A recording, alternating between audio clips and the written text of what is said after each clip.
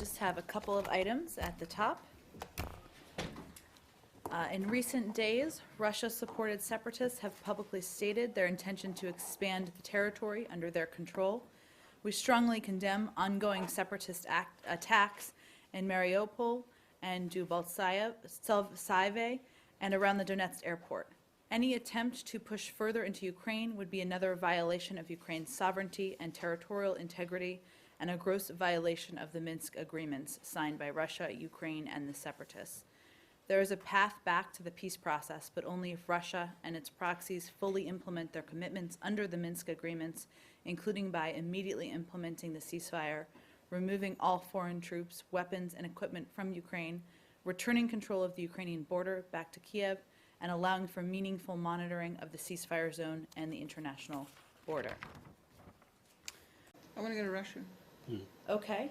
Go ahead. Do you want we'll come rock, back paper, to you. scissors? Just kidding. Do you want to start, Let Leslie, and me Michelle will just go on to Russia? because there's two issues here. Okay. The one is that I know you've just made comments on strongly condemning what's been going on in Ukraine, but any reaction to NATO's Secretary General's comments today about Russian troops moving closer to the border of Ukraine?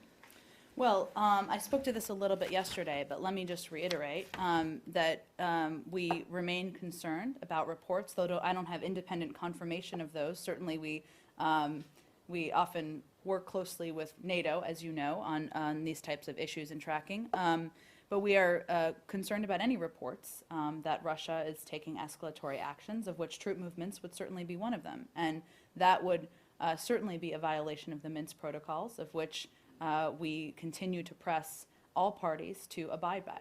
And you think that the peace is still holding, given all these different movements that have been going on over the last week or more? Well, there's no question that these type of actions, including the fact that Russia hasn't implemented and the separatists have not implemented other components of the Minsk protocols, including the release of political prisoners, etc., certainly put a strain on the ceasefire.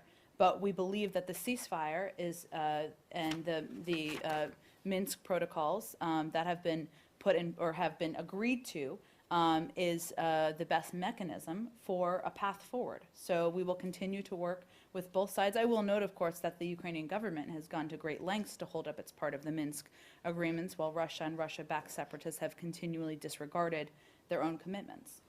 And then there's reports